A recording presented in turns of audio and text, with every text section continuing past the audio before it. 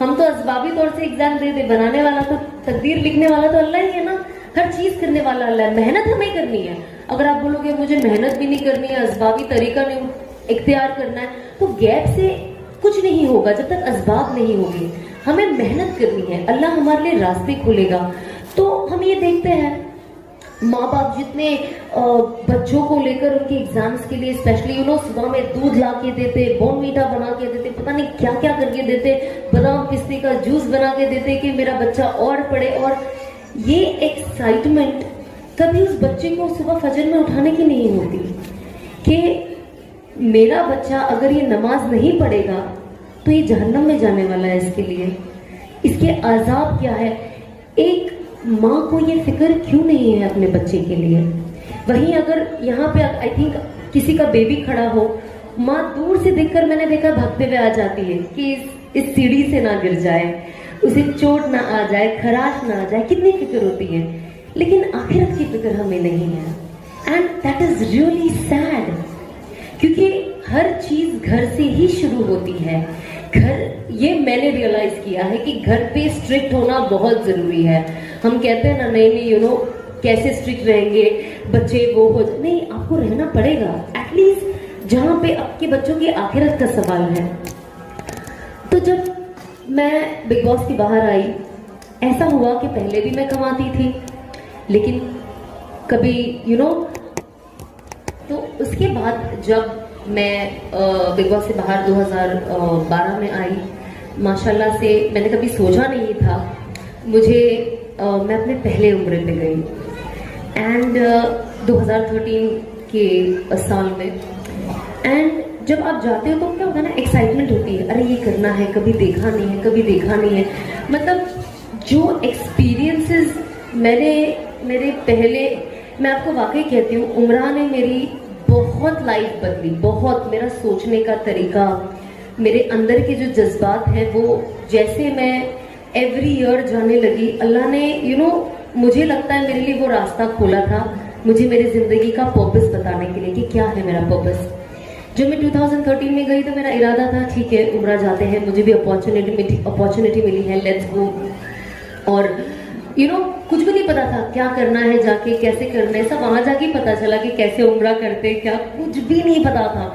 बस ऐसे ही सब हम फैमिली के साथ चले गए एंड मैं जैसे वहां पहुंची तो ये भी नहीं पता था कि आप जैसे पहले काबतुल्लाह देखो, आप दिल में जो भी दुआएं हैं आप मांग लो। और मैंने कभी नहीं सोचा था मेरा ये इमोशन होगा जब मैं पहली बार काबतुल्लाह देखूंगी, टू बी वेरी ऑनेस्ट। और हम हमेशा कहते हैं ना रुख मेरा काबे शरीफ की तरफ, रुख मेरा काबे शरीफ, जिंदगी भर हम ऐसे ही नमाज पढ़ते हैं ना, यही नियत से, रुख मेरा काबे शरीफ की तरफ, रुख मेरा काबे शरीफ की तरफ। और जब मैं पहली बार वहां पहुंची, कोई भी इंटेंशन नहीं, ठीक है लाइफ बदलनी है नहीं, कुछ भी नहीं, बस ऐसे ही। एंड आई स्टिल रिमेम्बर कि जब मुझे बताया कि इस तरीके से देखना है, जब वो कहते हैं ना लव एट फर्स्ट साइट, आपने सुना होगा ना, हम काफी कहते हैं ना दूसरी चीजों को कि देखते बराबर प्यार हो गया, देखते बराबर दिल में उतर गई चीजें, देखते बराबर मतलब ऐसा लगा कि मैं पलक भी ना झपकाऊं। ये जो बहुत लोग बहुत सारी चीजों को देख के कहते हैं ना ये चीज देख के लव एट फर्स्ट साइट हो गया, आई एम टेलिंग यू, जब आप काबा देखोगे तो आपको पता चलेगा, जितने लोगों को ने नहीं देखा अल्लाह हम सबको लेके जाए, बार बार लेकर जाए। जब मैंने पहली बार देखा मुझे ऐसा लगा इससे खूबसूरत कोई चीज है दुनिया में, एंड आई स्टिल बिलीव उससे खूबसूरत कोई चीज ही नहीं है, क्योंकि अब जब उसे देखो ना आपकी मोहब्बत पहले से 100 गुना 1000 गुना ज्यादा बढ़ जाती है। और पता नहीं एक आई डोंट इवन नो मेरे वर्ड्स राइट है कि नहीं, बट एक ऐसी नूरानियत है उसे देख करके, ऐसा लगता है वाओ, जब देखो ऐसा लगता है वाओ, और देखते रहो, और आंख मन दिल आंख कुछ नहीं भरता है देखकर। एंड आई रिमेम्बर मैं इतना रोई एंड मुझे पता ही नहीं मैं क्यों रो रही थी, टू बी वेरी ऑनेस्ट, बिल्कुल नहीं पता। एक पता ना इंसान जाता है बहुत गुनाह किए तो माफी मांगना है तो रोता है, या बहुत बचपन से जब नॉलेज आ जाती है बहुत वो होता है कि देखना है तो रोता है कि मेरी चाहत, एक मेरा ड्रीम पूरा हो गया। मुझे कुछ पता ही नहीं था, मैं एकदम नम, जीरो, नथिंग। और जब मैं वहां गई मैं इतना रोई ना, बस मैं इतना रो क्यों रही हूँ? आपको, आप रो रहे हो बट आपको पता ही नहीं कि आप क्यों रो रहे हो। एंड मैं लोगों से जब वहां मिलते गई, मैंने तभी, कहते ना, पर्सनली तालीम हासिल करना मैंने तब से शुरू किया, लोगों से पूछना अच्छा ये क्या होता है। मैं किसी ना किसी को वहाँ पे लोकल जो हमारे ग्रुप में होती थी, लेडीज भी होती थी, उनको मैं पूछती थी कि आप मुझे कुछ स्टोरी बताओ कि यहाँ क्या होता था, क्योंकि मुझे नहीं पता मैं किससे पूछूं और मुझे नहीं पता मैं क्या पूछूं, क्योंकि मुझे कुछ क्वेश्चन ही नहीं है। आपके पास एक सवाल होता है तो आप जवाब चाहते हो ना, जब आपके पास सवाल ही नहीं है तो आपको जवाब कहाँ से मिलेगा। तो मैं हमेशा कहती थी मुझे कुछ नहीं पता, आप मुझे बस बताओ कि क्या है हमारी हिस्ट्री और क्या है इस्लामिक हिस्ट्री, क्या है इस जगह का। जो बेसिक्स पता होते थे, मुझे बेसिक्स ही पता थे, बट ऑब्वियसली आपको जानना था। तो जब मैंने पहली नमाज वहां पढ़ी, आप यकीन नहीं मानोगे क्योंकि किसी से नॉलेज ही नहीं ना, तो जैसे मैंने अल्लाह अकबर करने से पहले मैं अंदर ही अंदर सोच रही हूँ, नियत तो बांध ली है। मैं सोच रही हूँ, मैं घर पे तो कहती थी रुख मेरा काबे शरीफ की तरफ, बट अभी मैं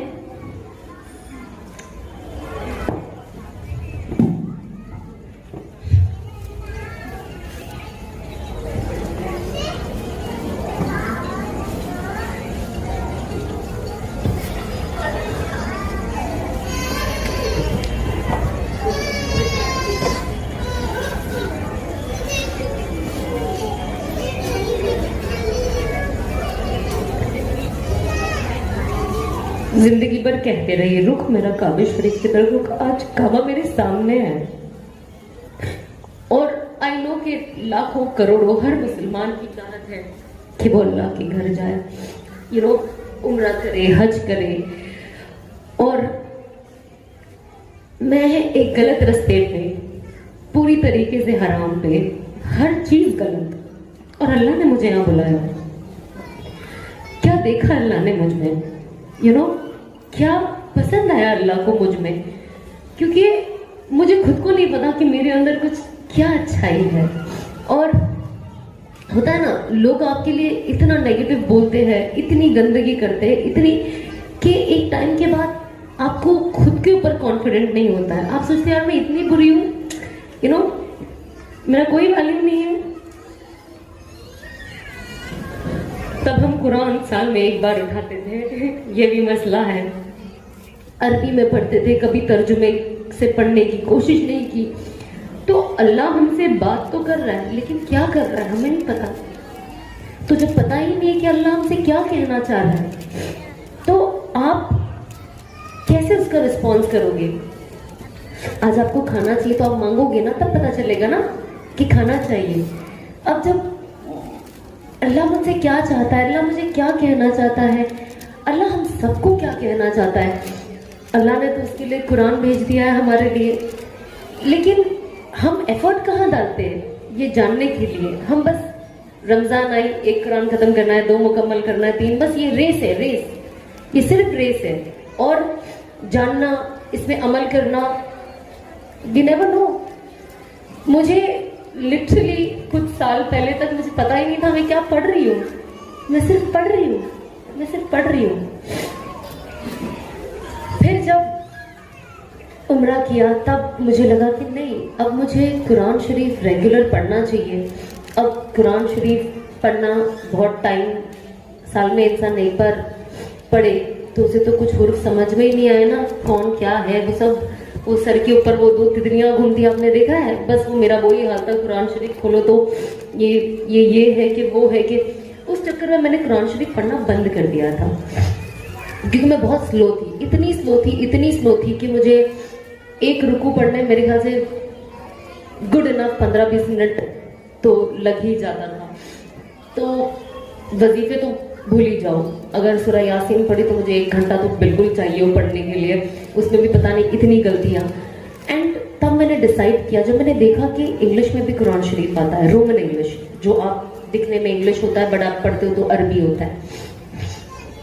मैंने कहा चलो ठीक है, मैंने कहा मैं ये पढ़ना शुरू करती हूँ।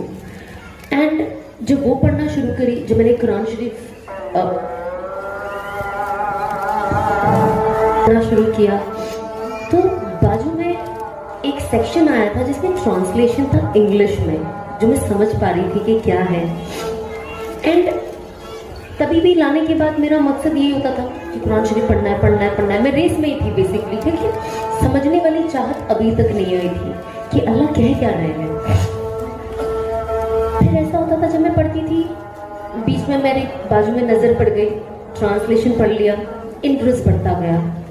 अच्छा अल्लाह ये कह रहे हैं, ओ ये कह रहे हैं।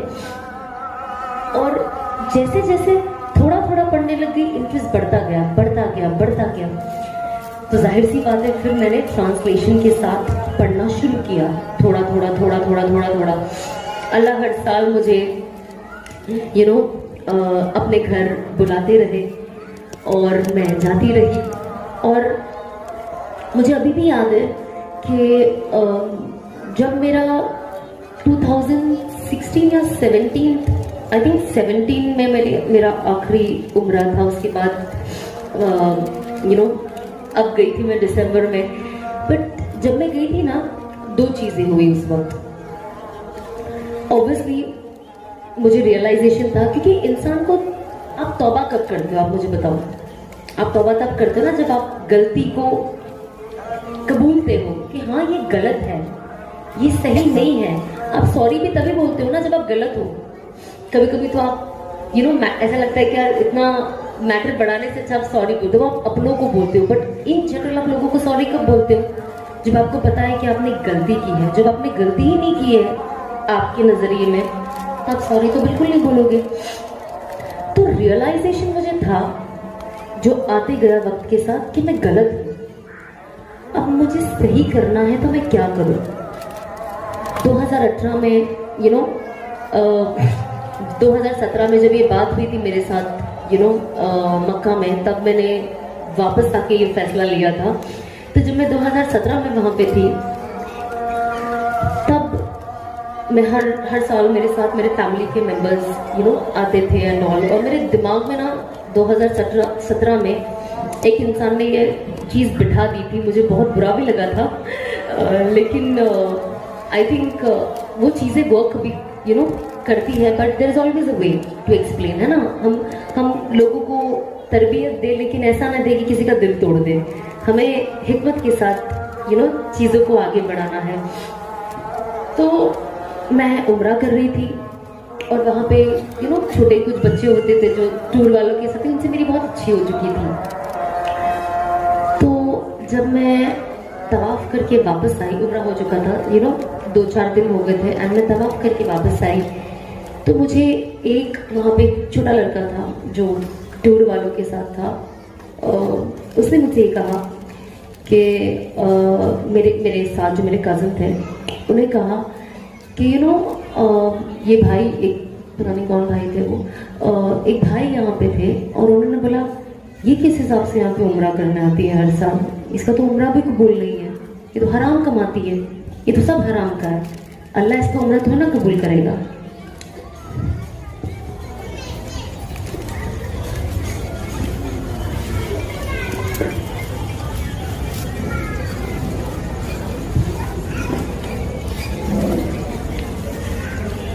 ऑब्वियसली अब हराम कमाती हूँ और मुझे बहुत जाहिर सी बात है, आई थिंक किसी को भी कहा जाएगा तो बुरा लगेगा। एंड आई वाज लाइक, तभी तो गुस्सा भी आता है ना, क्योंकि इतनी सलाहियत नहीं थी मेरे अंदर कि मैं चीज़ों को समझूं। तो मैंने उनको कहा मैं वो लैंग्वेज में बात नहीं करूँगी। मैंने कहा उसका क्या जाता है, मेरा पैसा है, अल्लाह को कबूल करना होगा तो करेंगे, नहीं करना होगा तो, क्योंकि टशन रहती है ना। बाद में आप अल्लाह से जाके प्राइवेटली बात करते हो कि मैंने वहाँ पे तो ये कह दिया। एंड आई रिमेंबर मैं उसके बाद रोज जब भी तवाफ करने जाती थी अल्लाह से यही कहती थी कि अल्लाह आई नो मेरा हराम का पैसा है और ये मैं आपसे तो मांगती ही हूँ, लेकिन इस तरीके से कोई मेरी इज्जत उछाले 4 लोगों के बीच में, किसी को पसंद नहीं आएगा ये हमारे घर वाले भी अगर ऐसी बात करें तो मैं अच्छा नहीं लगता, फिर तो बाहर से तो आती है तो और बुरा लगता है, गुस्सा आता है, बुरा कम लगता है, गुस्सा ज्यादा आता है। एंड आई वाज लाइक कोई यहाँ पे आके क्यों बोलेगा। मैंने कहा मक्का में एक चीज गलत करने का, अगर एक चीज सही करने का 1 लाख बार सवाब है, तो एक चीज गलत करने का 1 लाख बार गुनाह भी है। एंड आई वाज लाइक यहाँ पे हम कौन है, किसके दिल में क्या है जानने वाले, हमें क्या पता कौन अल्लाह से क्या मांग रहा है। हमें क्या पता किसका रिश्ता बेहतर होते जा रहा है अल्लाह से, और कल को वो हमसे भी आगे निकल जाए। हम एक जजमेंटल सोसाइटी है। हम जल्दी से किसी को देखे हमको फैसले करने की बहुत बुरी आदत है। ये हमारे लिए सबसे बड़ा मसला है। अच्छा, आईब्रो बनाती है, पक्का हराम। मेकअप करती है, क्या सिखाएगी ये ऐसी बातें। देखा है आपने परफ्यूम लगा के बाहर। एंड आई वाज लाइक, ये चीजों से हम कब बाहर आएंगे? हम कब वो बात करेंगे जिसकी हमारी बहनों को, फॉर मैटर ऑफ फैक्ट भाइयों को भी सुनने की जरूरत है? हम इसमें ही क्यों रुके हुए हैं? क्योंकि जब मैं कभी कोई वीडियो पोस्ट करती हूँ तो एक ना एक बुराई आई ढूंढ के बेचारे निकाल ही लेते हैं मेरे अंदर। एंड आई वाज लाइक, मेरे अंदर बहुत बुराई है, आपने एक निकाली, मैं आपको 100 गिना सकती हूँ अगर आप मेरे साथ बैठे हो तो। And I am working on it. मैं कोशिश कर रही हूँ कि मेरा रिलेशन अल्लाह से और बेहतर हो, मैं और तकवे वाली बनूं, मैं अल्लाह से और क्या करूं। मैं अल्लाह से रोज मांगती हूँ कि अल्लाह आपको मैं जैसी पसंद हूँ मुझे वैसा बना दे। मुझसे दुनिया से कोई लेना देना नहीं है। आप मुझे जैसे देखना चाहते हो, जिससे मेरा और आपका रिलेशन अच्छा होता है, आप मुझे वैसे बना दो और मुझको आप इस्तिकामत दो और उसमें डटाए रखो। ऐसा नहीं कि आज पहना है कल कुछ आपका वो इंथुजियाज्म खत्म नहीं होना चाहिए। आज जो किया है इसको पकड़ के आगे चलना है, मरते दम तक चलना।